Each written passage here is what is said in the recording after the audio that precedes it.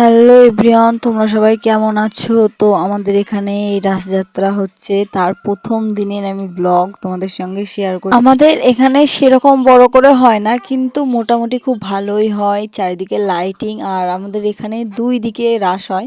তো আমি একদিকের ভিডিওই তুলেছিলাম, যাইনি ওইদিকে এদিকে। আর এখানে দেখতে পাচ্ছ এখনও স্টেজই কমপ্লিট হয়নি, আর এখানে ঠাকুর বসানো হচ্ছে, তাই সবাই ঠাকুর নিয়ে গিয়ে ঠাকুরটাকে বসাবে বলে, ঠাকুর এনেছে সেটাকে বসাবে বলে লোকজন গিয়েছিল।